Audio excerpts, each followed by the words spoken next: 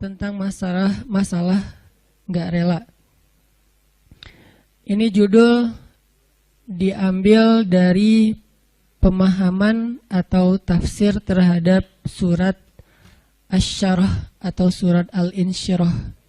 Karena memang seperti yang saya sampaikan pada pekan yang lalu dan beberapa pekan sebelumnya, kalau acara tongkrongan ilmu kita di Rabu malam akan coba kita bedah ayat-ayat atau surat-surat yang populer di masyarakat, dan itu kita coba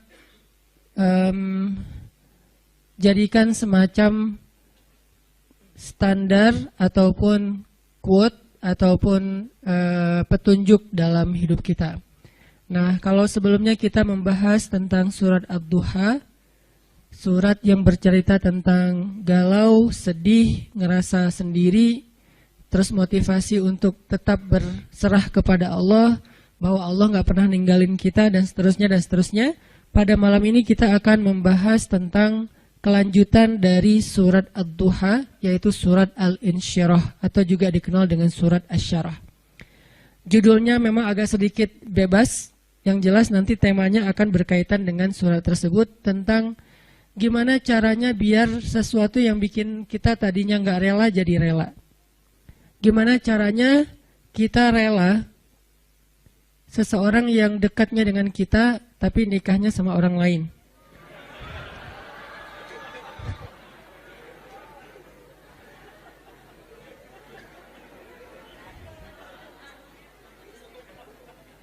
Soalnya saya juga nggak rela. Enak aja. Gimana caranya kayak gitu? Maaf ya, saya belum pernah ngerasain sakit sejauh itu, sedalam itu. Sesakit-sakitnya saya masih ada obatnya. Sekarang udah terobati. Apaan sih?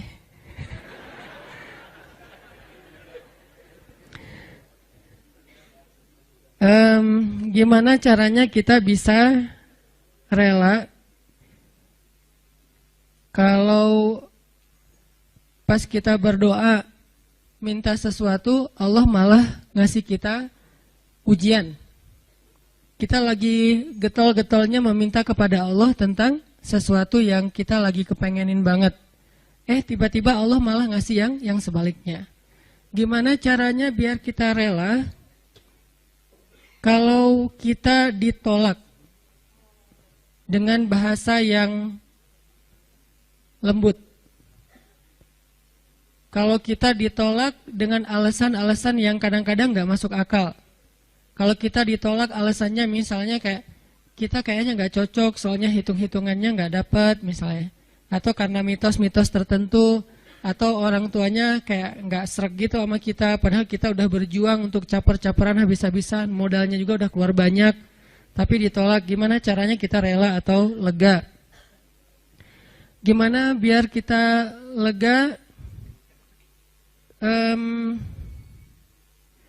Ini ada nih. Kalau kita ke masjid pakai sendal eger, pulangnya nyeker. Siapa nih? Terus banyak yang jawabannya politik gitu, nggak usah dibaca. Nah, gitu-gitu deh. Ada beberapa yang agak-agak unik. Tapi yang paling unik yang tadi. Kita udah kegeeran banget, dia dekat sama kita, tapi jadiannya sama orang lain. Dan orang lain itu bukan siapa-siapa. Teman.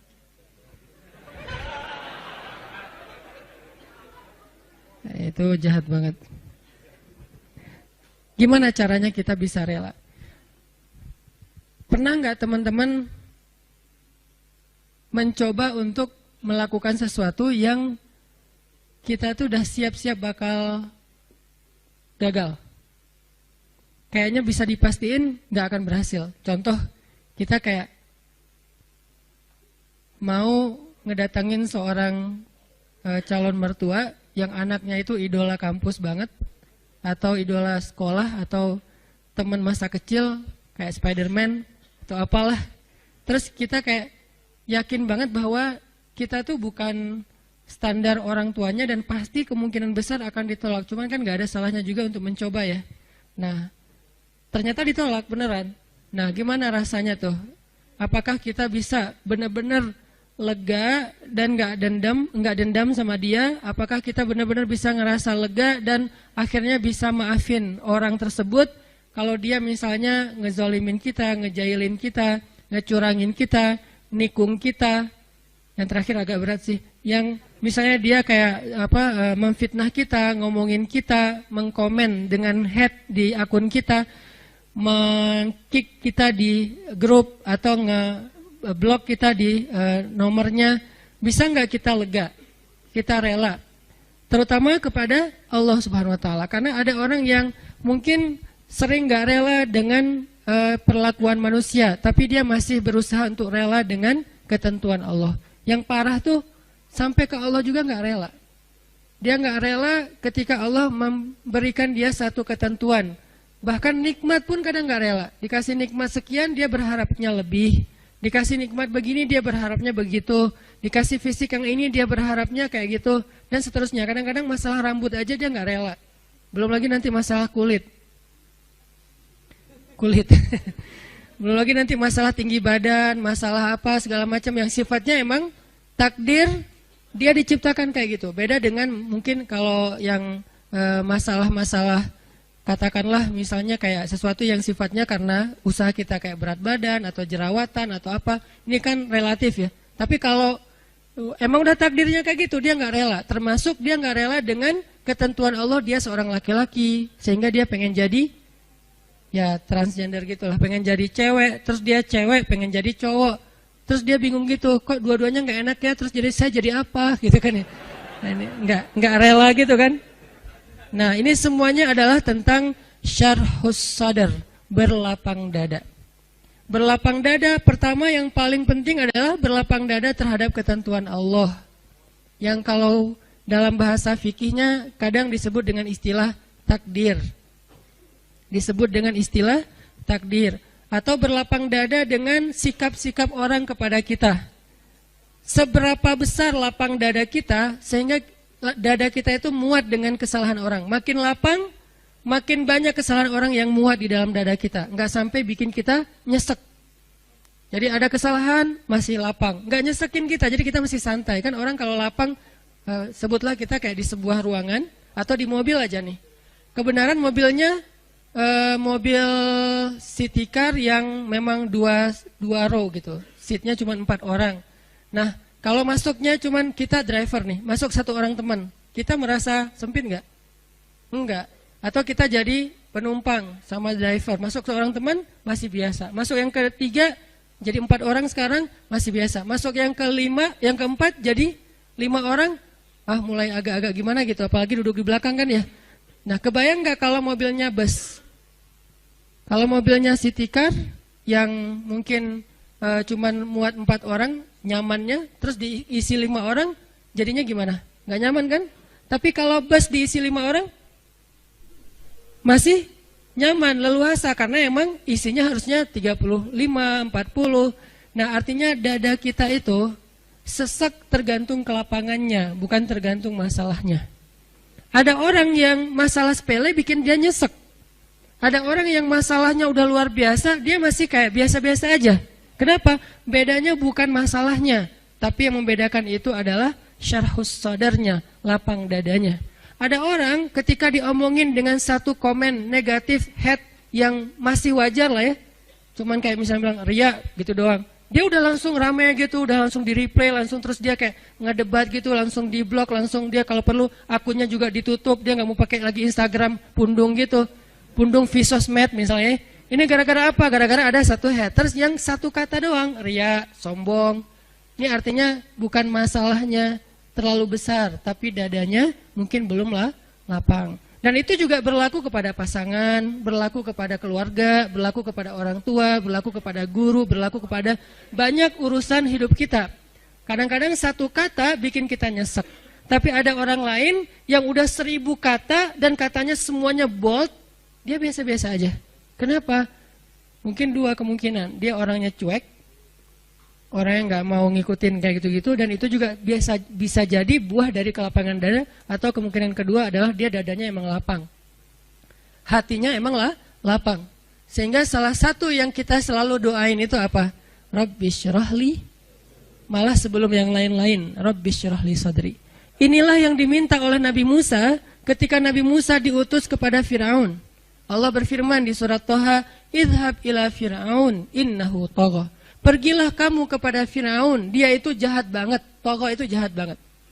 Tagha itu zalim banget. Tagha itu durhaka. Tagha itu sangat sombong. Tagha itu udah luar biasa kejahatannya. Bukan lagi orang yang kejahatannya masih wajar. Udah di atas wajar, namanya tagha. Innahu tagha. Firaun itu luar biasa jahatnya. Apa kata-kata Musa? Musa nggak bilang, ya Allah beri saya senjata. Karena kalau Musa minta senjata, Allah bakalan kasih senjata yang bisa ngalahin Firaun. Musa nggak bilang, ya Allah kasih saya misalnya harta supaya saya bisa ngebeli semua kekayaan Firaun, kekuasaan Firaun saya bayarin aja lebih daripada Qarun. Malah yang diminta oleh Musa dalam misi yang sangat berat itu apa? Qala rabbi syrahli sadri. Itu pertama yang diminta sama Musa. Musa berdoa setelah Allah memberi dia perintah, kata Musa, rabbi syrahli sadri. Ya Allah lapangkan dada saya. Baru yang kedua, wa yassirli amri. Ya Allah mudahkan urusan saya. Jadi kalau dadanya udah lapang, maka urusannya jadi mudah. Kalau dadanya udah lapang, maka hidupnya jadi mudah. Kalau dadanya udah lapang, maka hubungan dengan pasangannya jadi mudah. Kalau dadanya udah lapang, maka hubungannya dengan partner atau teman kerja, tim bisnis kita jadi mudah. Kalau dadanya udah lapang, maka teamwork kita dalam suatu usaha sosial, gerakan dakwah atau apapun jadi mudah. Wa yassirli amri. Baru setelah itu, wahlul 'uqdatan min lisani yafqahu qauli. Selesai? Belum.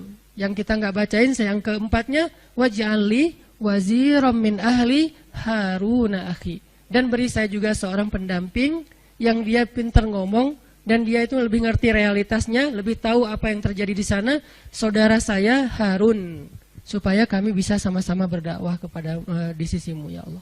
Jadi yang pertama banget diminta oleh Musa, menghadapi Firaun aja lapang dada.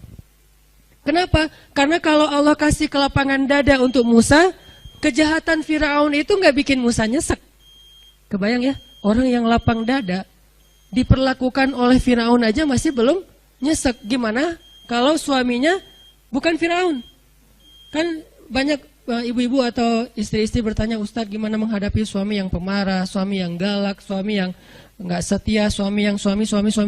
Sekian banyak kesalahan suaminya. Lebih besar mana dengan kesalahan Firaun? Pastinya lebih besar Firaun. Dan kita nggak membandingkan suami dengan Firaun ya. Artinya emang ya jauh lah insya Allah. Ini bukan dalam masa dalam niat membandingkan. Tapi kalau kesalahan Firaun aja dengan kelapangan dada Musa tidak pundung, Musa tetap bisa bersabar, Musa tetap bisa menuntaskan misi dakwahnya, berarti lapang dada itu penting banget dalam hidup kita teman-teman. Sampai dengan kelapangan dada bisa menghadapi orang sekelas Firaun, berarti kan lapang dada itu penting banget ya. Yang kalau di bawah Firaun pasti akan lebih lega lagi nih. Di Firaunin aja lega, di Firaunin. Jadi diperlakukan oleh Firaun aja masih lega. Itulah yang diminta oleh Musa. Ini menandakan bahwa lapang dada itu salah satu doa yang paling penting untuk kita baca teman-teman. Bukan cuma pas mau ngomong di depan kita baca Rabbi syrah li sadri. Kapan aja? Rabbi syrah li sadri. Rabbi lapangkan dada saya.